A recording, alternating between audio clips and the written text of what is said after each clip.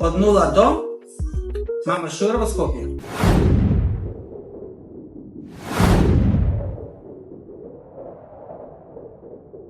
Ален, повеќе експерименти или проверени рецепти? Па повеќе експерименти. Може. Критика од клиент или критика од конкурент? Што повеќе те пецка? Критика од клиент. Да имаш редици пред продавница или да имаш онлайн наречки 24/7? Онлайн наречки 24/7. Да работиш со семејство или со тим што сам се го градиш?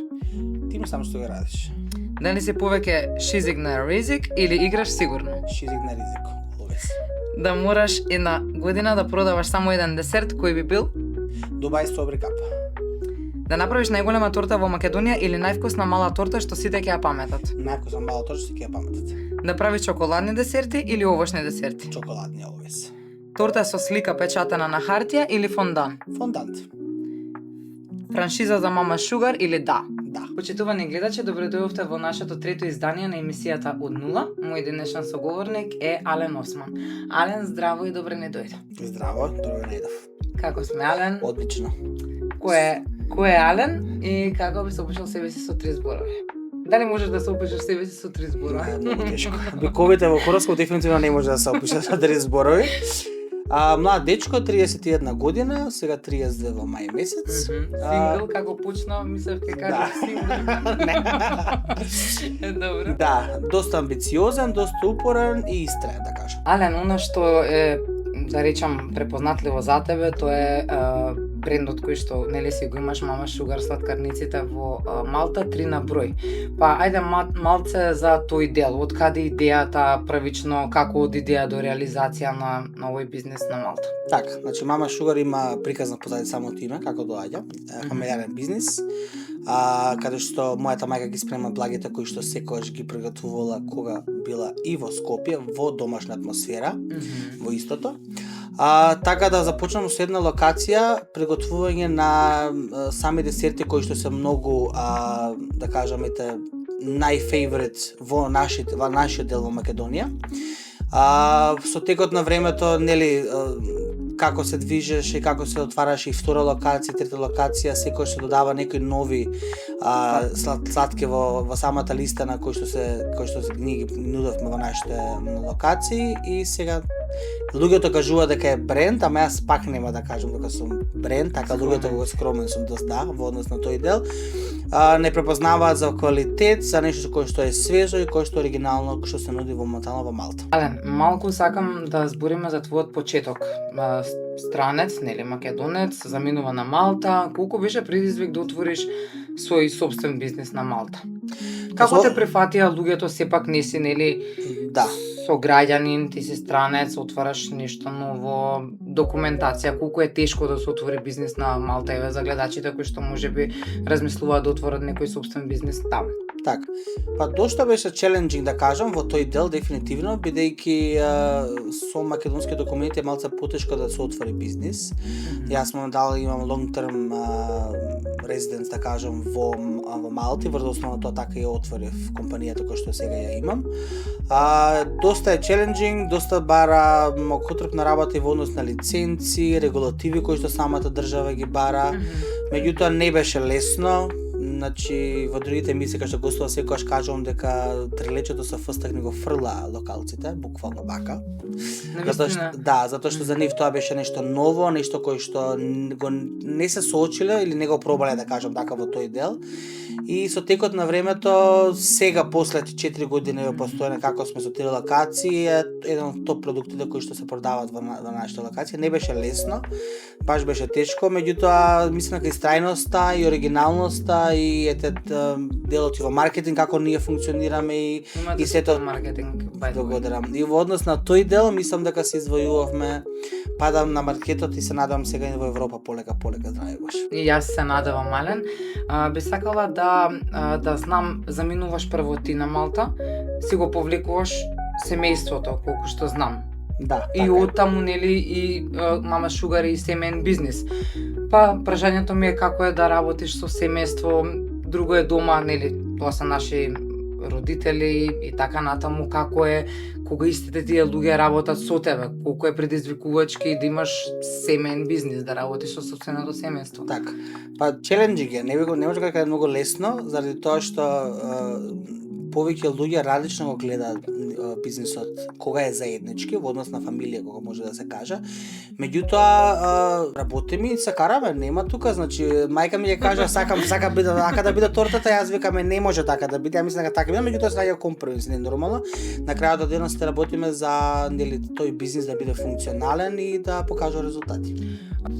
Од неодамна воведе и солено мени во Мама Шугар, дали во сите продавници, да речам, имаме и солени продукти кои што ги нудите или тоа е само во одреден локал? И зошто и како дојде до воведување на овие нови продукти во Мама Шугар? Така, тоа е некој нов концепт кој што ние лани го отворивме во април месец.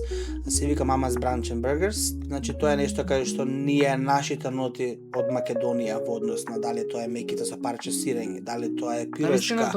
Да, и тоа го нудиме, да. Дали тоа се кебапи кои што се модифицирани со кебап меап, малце нели во однос на маркетот како се нуди на англиски јазик и слично, малце ги апдейтиравме некои имињата истите, така да додававме сега за нашите празници сарма, значи кој што беше многу популарно со локалците кои што се уште имаме на меню каде луѓето ја бараат.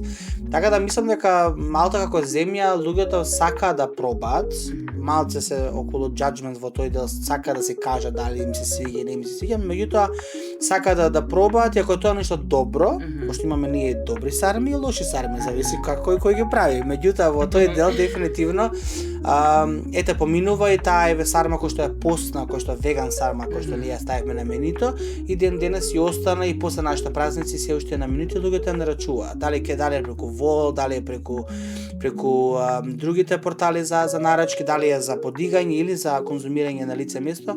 На локација во Тажбиш моментално, само на таа локација моментално имаме храна. Така.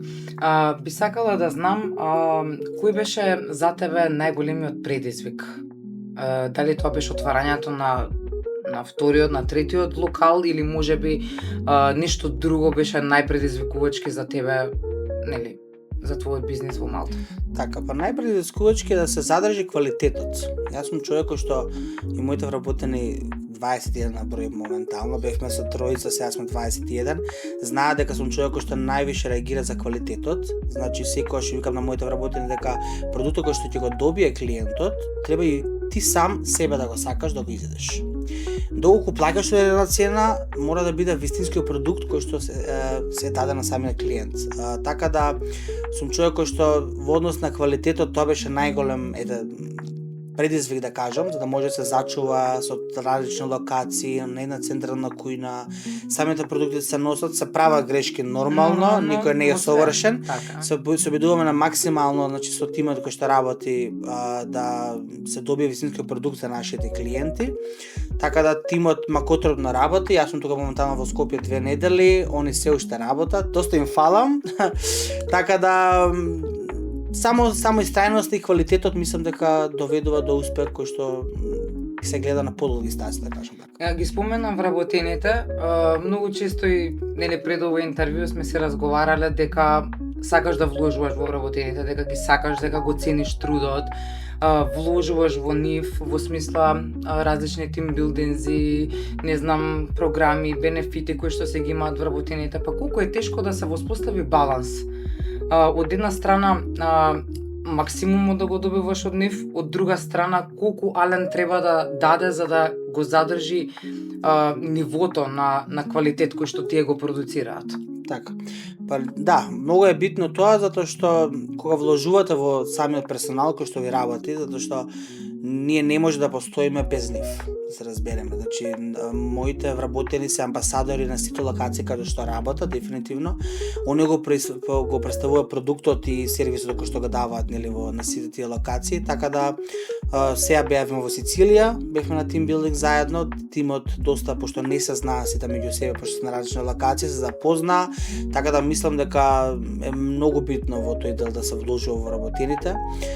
Се тоа кошта пари, нормално, но меѓутоа ние годишно имаме лани бевме во Рим, оваа година бевме во Сицилија, така да е многу битно тимот да заедно да се зближи, за да може да добие подобри резултати во работењето. Како се носиме со критики? Здраво е да бидеме критикувани, дали за услуга, дали за продукт, како истите ги прифаќаме и како ги надминуваме? И дали тие се чести? Да, јас сум човек кој што многу самокритичен со целиот бизнис. Пред да се лаунчира одреден продукт, значи се дегустира со различни луѓе, дали се тоа мои пријатели, дали се луѓе кои што доаѓаат константно во нашите локации. Јас сум човек кој што сум достапен во 2 сата бајле, јас некогаш добивам публика во 2 сата бајле преку телефон. Прифаќам критики, затоа што критиката едноставно треба да се земе, како што кажеме, никој не сме совршени, меѓутоа треба да се превземе и акција за истата критика. Ако доколку некој од клиентите се жали константно на, или да речеме, на одреден персонал, доаѓам, купувам кафе, меѓутоа константно девојчето кој што ме послужува, не се смее. Јас затоа им кажам моите вработени дека е многу битно да бидеме позитивни со муштери, представителни, затоа што нели успехот и равенката тоа е целосен ланец од производството додека се земе продуктот, додека се донесе до клиентот, тоа е цел ланчен систем кој што мора да функционира, така да сум човек кој што доста прима критики, мислења. Јас секогаш викам дека доколку имате бизнис и ако не сте само критичен со сениот бизнис, нема да достигнете далеко. Ален, јас би сакала да те прашам што е она што е ново кај тебе, на што во моментов работиш, со причина си дојден во Скопје.